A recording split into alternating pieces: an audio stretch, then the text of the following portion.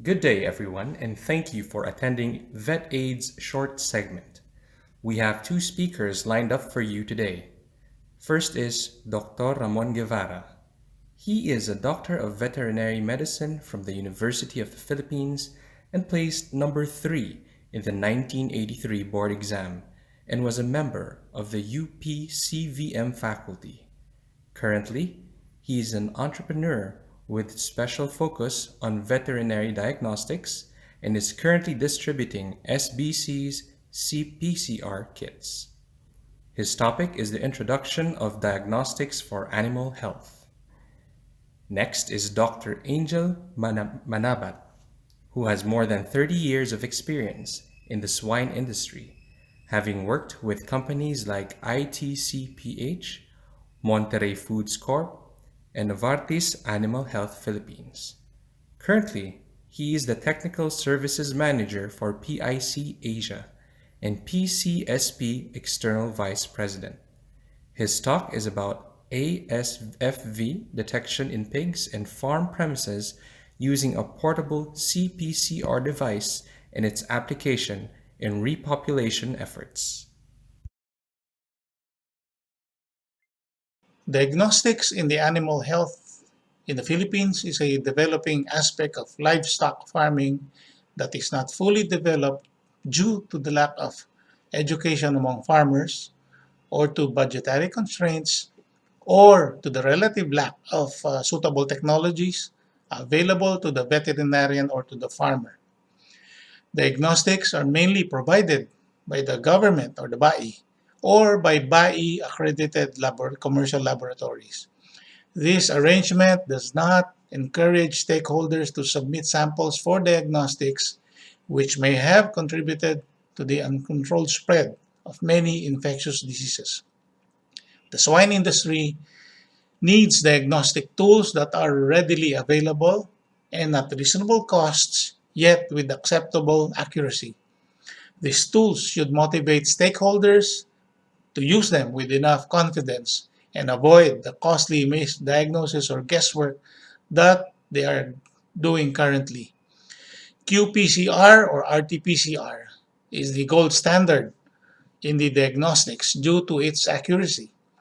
Cost is qPCR's main drawback due to expensive machines and auxiliary equipment needed. Another drawback is the need for high-level technical training to perform RT-PCR. Recent advancements in the technology has resulted in many faster, relatively cheaper, equitably accurate versions, such as convective PCR or cPCR, that may play a vital role in Philippine diagnostics, especially where they are needed most.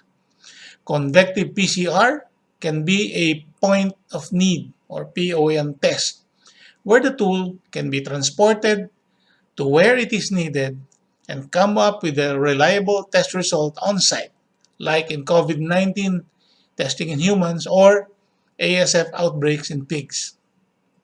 Many diseases can now be detected using cPCR technology, as commercial diagnostic reagents are now readily available. This presentation focuses on the introduction of diagnostics, the possible applications of cPCR, and some field test results to validate certain applicability possibilities that have been conducted in the field from March to November 2020. What are the available tools of diagnostics for the practitioners out there in the field based on current technologies? These are immunodiagnostics. They use an antigen-antibody reaction as a means of detection. The top two predominant formats are ELISA and lateral flow, or dipstick and rapid tests. Others are complement fixation, FAT, SGPT, AGPT, SNVN, and AGIT. In ASF diagnostics at this time, ELISA and lateral flow may have a future role in monitoring ASF vaccine efficiency and programming. Any antibody response measured by ELISA or lateral flow in the absence of vaccination means there is an active field challenge, and that is not an encouraging result because it means that the virus has already been inside the premises for a week at least already. Both ELISA and lateral flow have antigen test versions. They detect actual viral levels only, so timing is very important, and a lot of viral particles has to be present for detection. A lot of R&D has to be done on the antigen tests of this platform for them to have a more significant role. Sensitivity and specificity issues are being worked on at the moment. Because they do not amplify DNA material like in PCR and may be prone to false results that have to be confirmed using RT-PCR or qPCR.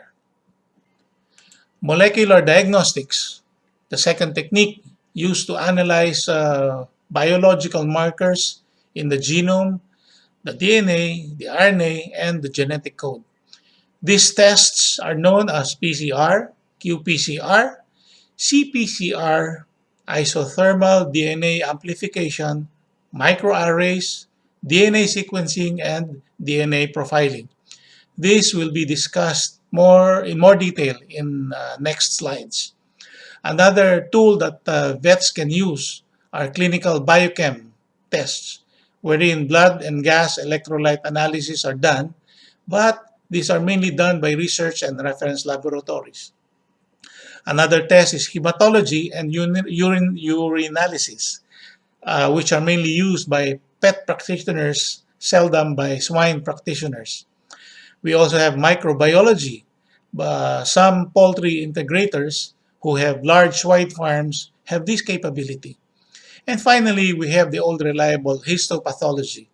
But maybe only the universities have this service, but they do exist in the Philippines and has helped identify certain viral diseases not yet recognized as emerging diseases in the Philippines. PCR, or polymerase chain reaction, also known as real-time PCR, qPCR, or reverse transcriptase PCR, or RT-PCR, is the gold standard of tests. It was invented in 1983, and it detects viral DNA by enzyme-based amplification of a specific segment of the virus. PCR has been the benchmark technology for DNA, RNA detection and quantification due to its unequaled specificity and sensitivity. Specificity is described as the ability of the test to give a negative result when it is supposed to be negative, while sensitivity is described as the ability of the test to indicate a positive result when it is supposed to be positive.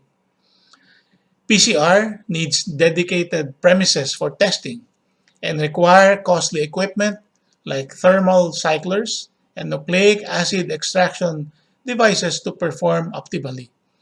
Many reagents are needed to perform RT-PCR, and a lack of single reagent stops the whole process.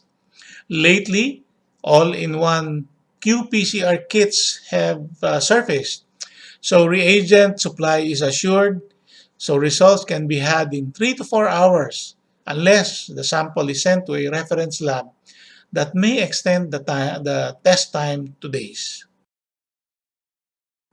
Convective polymerase chain reaction, also known as cPCR, is first reported in 2002. It's a new way of doing PCR using a simplified process that reduces the need for bulky, expensive machines. The reduced costs shorten detection time, yet without sacrificing sensitivity and accuracy, provided an alternative test to frontline people who needed sure answers quickly. Convective cPCR technology was evaluated by the Bureau of Animal Industry and it yielded very good correlation to their qPCR test. So BAI issued a certificate of product registration to an ASFV cPCR kit last July 2020. cPCR can either be lab-based or a portable test that can be used where it is needed. It can be a point of need or a PON test. Reagents come in the form of sealed kits, thereby assuring adequacy of test substrates and minimizing handling and contamination. Test results come in 45 minutes, so the farmer can have an answer to his question, do I have it? Isothermal DNA amplification are new, innovative molecular diagnostic methods that show great promise once current difficulties are addressed. They are simpler, less expensive than PCR since they do not require expensive machines, yet are faster and as accurate. Being new technologies, though, they suffer from teething issues, mainly in the design of complex primers that are not easy. Some of these tests have 4 to 6 primers in a test that may interact with each other and may affect the outcome of the test. Familiarity of the testing method also hinders acceptance as of yet. Watch out for these new tests years from now. Once the technologies mature, the issues are resolved, more research is done, and there is a greater acceptance among laboratories. Examples of isothermal amplification methods are HAD, LAMP, SDA, RCA, and RPA. Okay, first of all, I'd like to thank PCSP and SBC for inviting me to present in this year's Pinoy Pork Challenge. I know there's a very good lineup of speakers, and to be part of this very distinguished lineup is an honor. Today, I'll be talking about ASF detection in pigs and farm premises using a portable cPCR device and its application in repopulation efforts. Okay, we all know that diagnostics is an important part in managing any farm health program. So checking for your inputs, no? Trying to make sure that you are protected, what's happening, or knowing what's happening in your farm. No? For example, if you want to bring in animals, no? You have to get your replacements, or you're populating or restocking, then you want to make sure that the animals you're buying are of the right health or that it's actually up to your standards. So in good diagnostics will help you determine that. And when they do go into quarantine, because they get transport and they might have been exposed during transport or during isolation quarantine, then good diagnostics will help you determine whether it's the right time to bring those animals together with your herd or bring it to your farm. Or if you're restocking, you might want to say, okay, am I really restocking properly with good animals with good health? And using diagnostic will help you decide on that better. Okay. You also would need good diagnostics when you want to do your biosecurity reviews. You can do swab testing, you can do review of your ozone or your decontamination processes. So this would be relying on good diagnostics as well. Herd health testing, you want to know what the diseases are in your farm. Meron pa kayong PRRS, you have PRV, what kind of PRV, okay? And knowing what's happening in your farm, you can actually adjust your vaccination or your health protocols to make sure that they're effective in controlling and managing the diseases that are present, and also making sure that you are preventing those diseases you don't want in your farm. Of course, diseases diagnosis would also help you diagnose or identify diseases that might be happening in the farm. For example, there are now a lot of diseases that might look the same at the start, or it will take some time for the disease to actually come up na talaga yung sakit na yun. And one disease right now is actually looking at ASF. And because of ASF, there are a lot of operations like now that are really looking at how do I audit my food chain, especially those operations that are integrated. No? They have farms and they also have products. No? So good diagnostic will also help them determine, no, or help them protect what's happening from production until end product. For example, transport.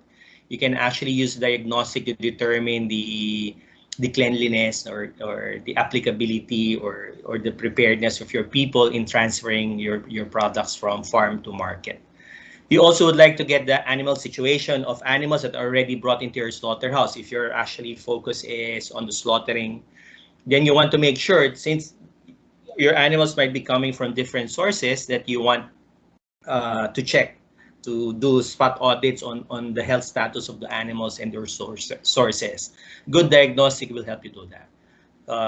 When you're already slaughtered, for example, just in case, no, there could be some animals that might have passed through your selection process, then you can actually do diagnostics also on the line, by checking meat or checking organs for possible disease presence. And even if it gets processed, there's also a way for you to determine whether the meat used in your products might have been contaminated. So those are actually good examples on where diagnostics can actually help out. And in right now, no, in the Philippines, and I think in many countries in Asia, no, ASF has been the main problem for the last 2 years. No? For us, it's more than a year. And unfortunately, it's been spreading in the country slowly, not as fast as China and Vietnam, but it's still spreading. You see news every week that there's another barangay or another province that gets ASF. No? And basically, it's spreading because we face many challenges, and foremost is getting accurate and timely diagnosis of the ASF, no, and where it is.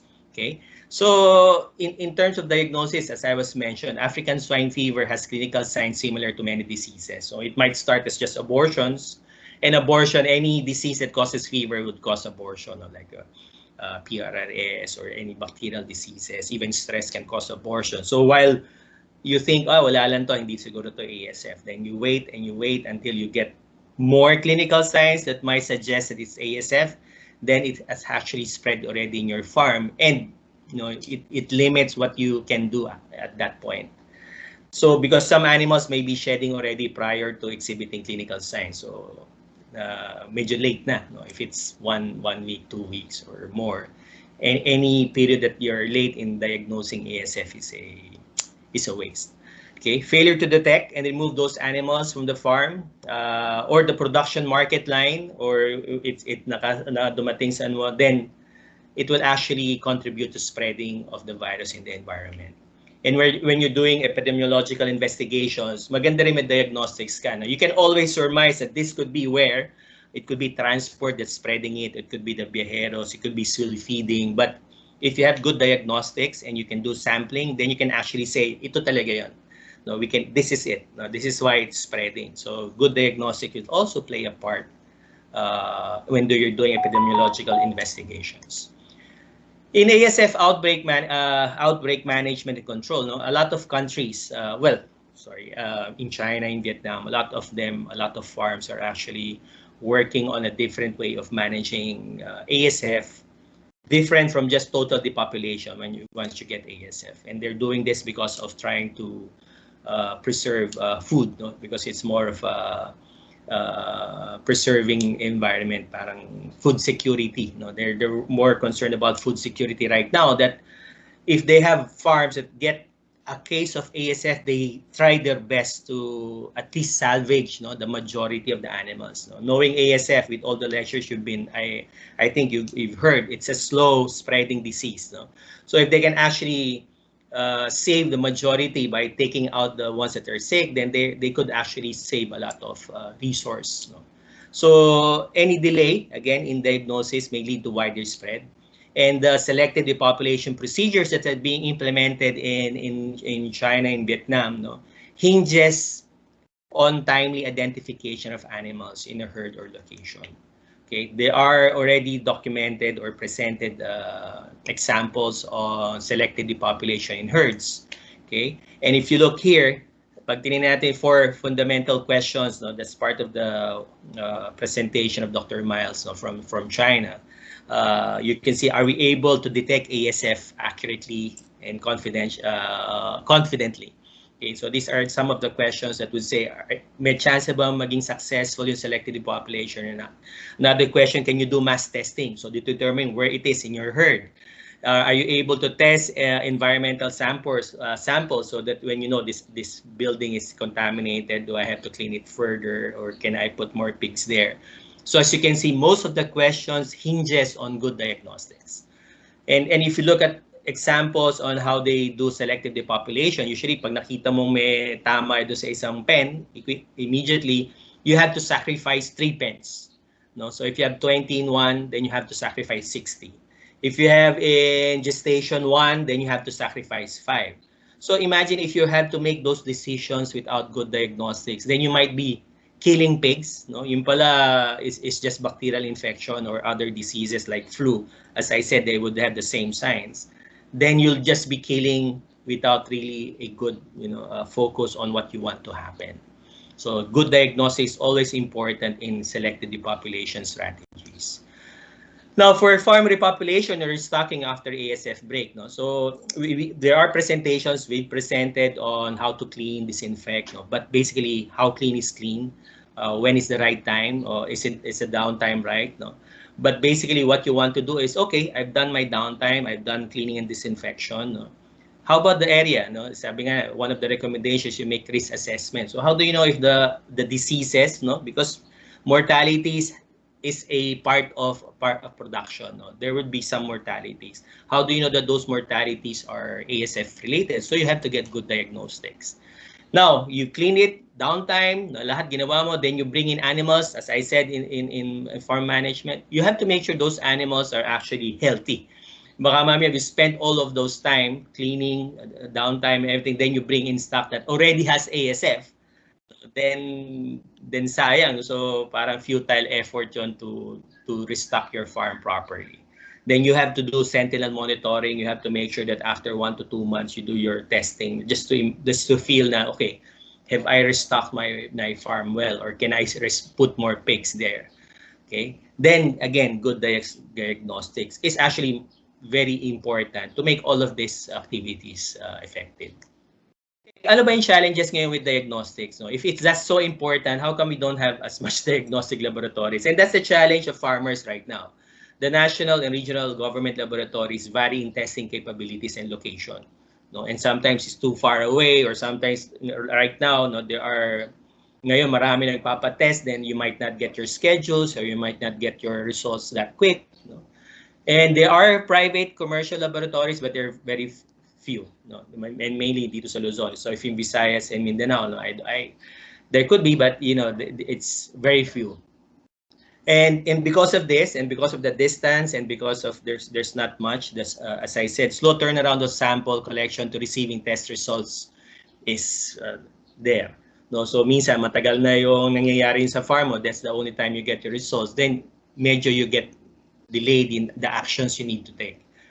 Then, of course, variable capabilities of farm personnel in collection and handling of samples. So your people also has to be trained in collecting and handling samples. So there's those are the problems faced by farmers. So ano ba yung mga opportunities natin, or ano ba yung mga options natin for farmers on the diagnostic side? Well, isa is build your own laboratory, but how many of us can actually build a lab? No? Maybe it's applicable for larger operations, or for bigger cooperatives that you have your own laboratory to maximize, no, or the investment you have to do.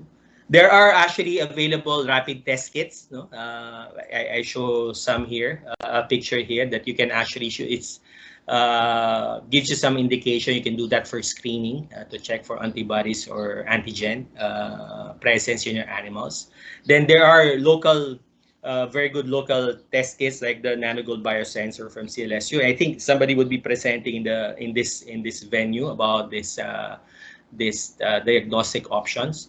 And what I'm going to talk to you about is the convective PCR, which is already available as well here in the country. Okay, So yung convective PCR, no, I think Dr. Dr. Mon Guevara will be presenting more on the science of cPCR. I'm going to talk about more of experiences on how to use it. So in general, it's actually cheaper than setting up your real-time PCR lab. Definitely cheaper, but it's more expensive than your rapid testing, no, because you have to spend on equipment. So although PCR is a gold standard, this could be good used as a good screening testing platform. No? Ang maganda dito, we can use it as screening because it's portable. One of the advantages it has is actually portable. You can bring this suitcase, no, into your car, as shown here in the picture, and bring it anywhere near the farm. No? You might not want to bring it into every other farm because you also don't want to really bring equipment into and out of farm and transfer it from farm to farm. It can test a variety of samples, which I will I'll show you later. Then, of course, results are quicker. No? So in a few hours, you will be able to get results. And it requires some training, but those training might not be as high as high level training as you might want to have if you're going to set up your own diagnostic laboratory. So more focus is more on sample handling, pipetting. No, so these are the trainings that might be required if you want to do this portable PCR testing. Type of samples that you can use. No, I've seen it been used for whole blood, for serum, for tissues. Okay, and these are easily collected. No, so marami na tayong gumagamit ng ganitong samples. No, and I think they would be coming up with equipment that would make this machine suitable for checking surface swabs or for oral fluids. For PRS kasi, we've been doing oral fluid testing, no? Because ang problema sa blood, of course, you know, ASF, no, it is actually spread through blood or through ganyan. So once you do necropsy, you do blood testing, there's a possibility for spreading the virus around. But if you're doing oral fluid, no, you do it per pen, then you might not be spreading it as much.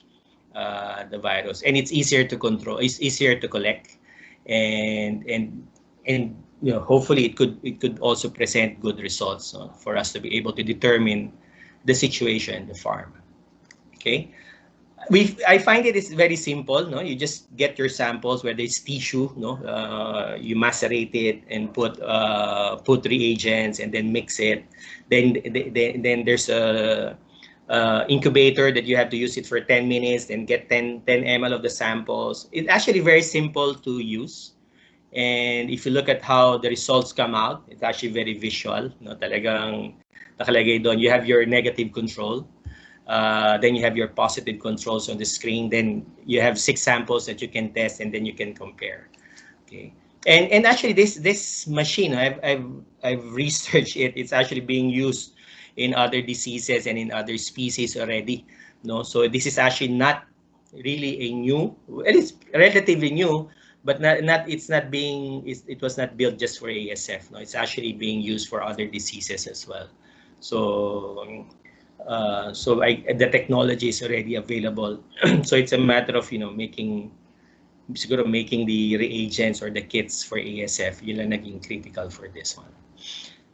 Looking at training requirements, no, looking at how cPCR is being used, no, training requirements still needed. No, of course, I would say that training requirements specifically on swine disease, basic knowledge. No, you don't have to be a vet, but of course, you don't want to test every animal. No, every animal that gets sick, like I mentioned, that's going to be very, very expensive. And I think training like what we're giving out in our Bantay ASF sa barangay training on trying to look at clinical signs and identify which animals might have that you know, most like feeling that it's an ASF situation, ASF case. So if you have this, then this could be ASF. Then you get samples and you have it tested. So these are good training, no, for your people to have. Para naman you also save, or you also make sure that, you know, you might not have enough kits. So then you want to make sure that the animals you're testing are the ones that actually in need of testing. You also need some training on sample collection and handling on the samples, and of course how to use the machine. But basically, the basic one is, you know, equipment, you know, how to manage equipment, how to maybe look at the consumables, maybe inventory planning, pipetting. Those are the trainings that would be necessary to make this work. Okay.